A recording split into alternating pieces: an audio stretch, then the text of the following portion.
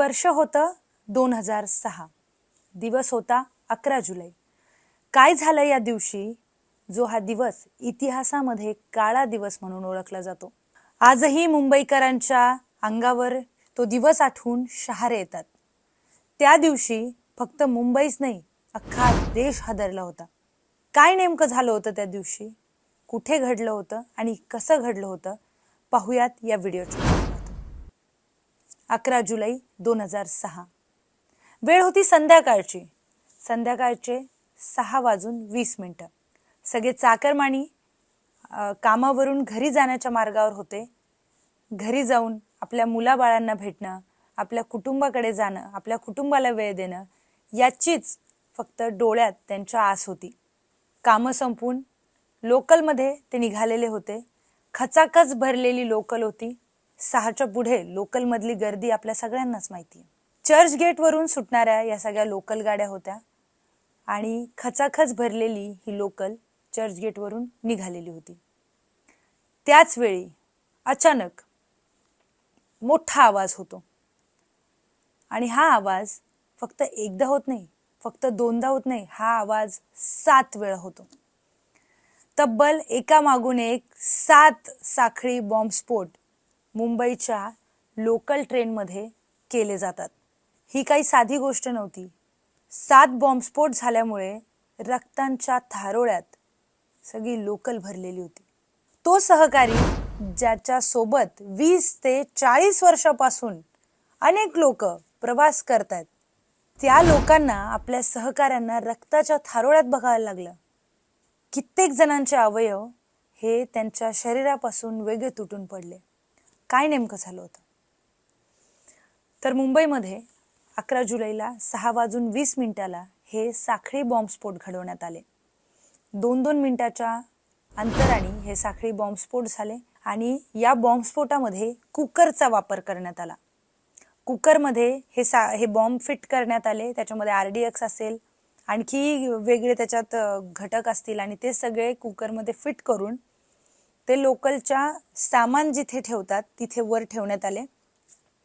त्याच्यात पण एक महत्त्वाची गोष्ट आहे, फर्स्ट क्लासच्या डब्यांमध्येच हे सगळे बॉम्बस्फोट घडवण्यात आलेले आहेत, फक्त फर्स्ट क्लासच्या डब्यांमध्ये. आणि 7 ठिकाणी टायमर सेट करून हे बॉम्बस्फोट घडवण्यात आले. तब्बल 19 वर्षापूर्वीची ही घटना. मुंबई पूर्णपणे हादरलं होतं आणि मुंबईसह संपूर्ण भारत देश पूर्णपणे हादरला. कोणी अपेक्षाही केली नसेल, कोणाच्या डोक्यातही नसेल, इतकी भयानक गोष्ट मुंबईमध्ये घडली. त्यानंतर मुंबईमध्ये हाहाकार माजला. जे लाखो प्रवासी ट्रेनने प्रवास करणार होते, ट्रेन थांबवण्यात आल्या. पश्चिम रेल्वे मार्गावर हे सगळं झालं, वेस्टर्न रेल्वे लाईनवर हे झालं. त्यामुळे त्या सगळ्या ट्रेन थांबवण्यात आल्या. सगळीकडे सुरक्षा यंत्रणा तैनात करण्यात आल्या. पण ज्या लोकांना घरी जायचे, जे लोक वाटेवर होते घरी जाण्याच्या, त्या लोकांना मध्येच थांबवण्यात आलं आणि सरकारी शाळा किंवा कॉलेजांमध्ये त्या लोकांची व्यवस्था करण्यात आली. तात्पुरती त्यांना तिथे निवारा देण्यात आला आणि त्यानंतर सगळे पथकं कामाला लागली. त्यानंतर अतिशय गंभीर, हे इतकं गंभीर प्रकरण होतं की मुंबईची लाईफलाईन जिला आपण म्हणतो, ही लाईफलाईन अचानक एका पाठोपाठ एक 7 बॉम्बस्फोट तिच्यावर घडले आणि मुंबईची लाईफलाईन हादरून गेली. लोकल, रोज लाखो प्रवासी लोकलनी प्रवास करतात, तर त्यामध्ये सकाळी आणि संध्याकाळी मोठ्या प्रमाणात गर्दी असते आणि त्याच वेळी हा सगळा प्रकार संध्याकाळच्या वेळेस जाणून बुजून जेव्हा जास्त गर्दी असते तेव्हा हा प्रकार घडलाय. तर 6-6:30च्या दरम्यान ही लाईफलाईन अशीच धावत होती. अचानक एका पाठोपाठ एक असे 7 साखळी बॉम्बस्फोट घडले. पश्चिम उपनगरीय रेल्वेच्या 7 स्थानकांवर या बॉम्बस्फोटाने मुंबईसह देशभरात एकच खळबळ उडाली. 200हून अधिक निष्पाप लोकांचा यामध्ये जीव गेलाय. किती? तब्बल 200हून अधिक निष्पाप लोकांचा जीव गेला. आणि यामध्ये एकच खळबळ यामध्ये उडाल्यामुळे तब्बल 800 पेक्षा जास्त लोक यामध्ये गंभीर जखमीही झाली आहेत. कित्येक जणांना यामध्ये अपंगत्व आलंय.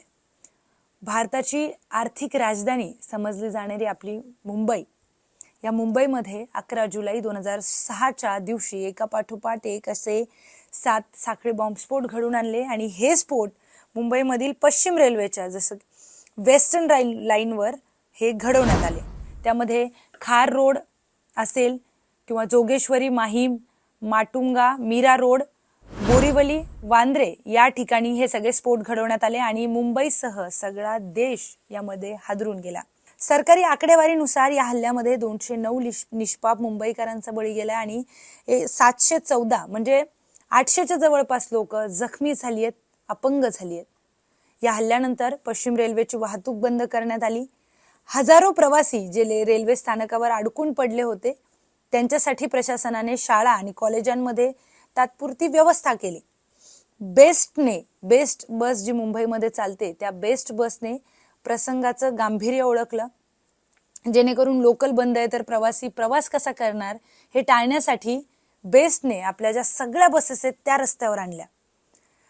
महाराष्ट्राचे तत्कालीन मुख्यमंत्री होते विलासराव देशमुख, दिवंगत विलासराव देशमुख यांनी मृतांच्या नातेवाईकांना 1 लाख तर जखमींना 50,000 रुपयांची नुकसान भरपाई देखील दिली.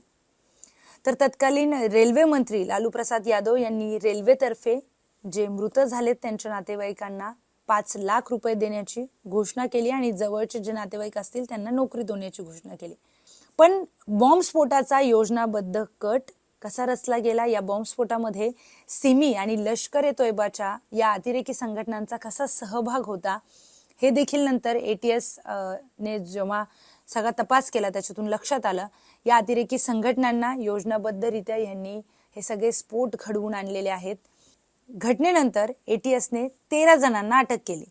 तर ATS कडून अटक करण्यात आलेले 13 आणि फरार झालेले जे 15 आरोपी होते यांच्यावर मकोका कायद्याअंतर्गत आरोपपत्र दाखल करण्यात आलं. 11 सप्टेंबर 2015 रोजी खास न्यायालयाने या 13 आरोपींना दोषी ठरवले आणि 30 सप्टेंबर 2015 रोजी न्यायालयाने कमाल अहमद अन्सारी, मोहम्मद फैजल शेख, एहतेशाम सिद्दीकी, नावेद हुसेन, आसिफ खान या 5 आरोपींना फाशीची शिक्षा सुनावली. तर तन्वीर अहमद अन्सारी, मोहम्मद माजिद शफी, शेख आलम शेख, मोहम्मद साजिद अन्सारी, मुजम्मिल शेख, सोहेल महमूद शेख आणि जमीर अहमद शेख या 7 आरोपींना जन्मठेपेची शिक्षा देखील सुनावण्यात आली. तर आज काय झालंय, आज म्हणजेच 21 जुलै 2025 रोजी मुंबई उच्च न्यायालयाने या संदर्भातील एक निकाल दिलाय. या निकालामध्ये त्यांनी सांगितलंय की हे जे 12 आरोपी आहेत त्यांची निर्दोष मुक्तता करण्यात यावी. यामध्ये 2 न्यायमूर्ती होते, न्यायमूर्ती SG चांडक आणि न्यायमूर्ती अनिल किलोर. तर या दोन्ही न्यायमूर्तीच्या खंडपीठाने हा निर्णय दिलेला आहे आणि या प्रकरणामधील एकूण 12 आरोपींना कनिष्ठ न्यायालयाने दोषी ठरवलं होतं, पण तेच आरोपी मुंबई उच्च न्यायालयाने निर्दोषी ठरवलेले आहेत. त्यापैकी 5 जणांना मृत्यूदंड आणि 7 जणांना जन्मठेपेची शिक्षा सुनावण्यात आली होती. पण आता आजच्या सुनावणीनंतर या सगळ्या आरोपींना निर्दोष त्यांची मुक्तता करण्यात आली आहे. तर मुंबई हायकोर्टामध्ये नेमकं काय घडलं, मुंबई हायकोर्टाने नेमकं काय सांगितलं ते पाहूयात. हायकोर्टाने म्हटलंय स्फोटाच्या 100 दिवसानंतर साक्षीदारांना आरोपी आठवणं अशक्य गोष्ट आहे.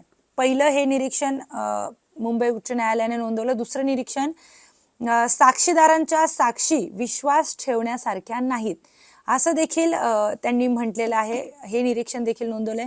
स्फोटांसाठी वापरलेले बॉम्ब ओळखण्यात तपास संस्थेला अपयश आलेलं आहे असं देखील त्यांनी सांगितलंय. तर बॉम्बच माहीत नाही तर मिळालेल्या बंदुका, नकाशा या पुराव्यांना अर्थ उरत नाही असं मुंबई उच्च न्यायालयाने म्हटलंय. आता हे निरीक्षण हायकोर्टाने नोंदवलंय आणि हे निरीक्षण नोंदवल्यानंतर त्यांनी या सगळ्या आरोपींची निर्दोष मुक्तता केली आहे. पण या सगळ्यामध्ये एक प्रश्न उपस्थित राहतोय, 19 वर्ष ही कुटुंब न्यायासाठी वाट बघतायत. 19 वर्ष हजारो लोक जे आहेत, किती जण अपंग झालेत, किती जणांना पॅरालिसिसचा अटॅक आलाय, किती जण असे आहेत ज्यांचे घर ते आता आर्थिकदृष्ट्या सक्षम कधीच होऊ शकले नाही, नंतर त्यांच्या पत्नी त्यांचं घर चालवत आहेत.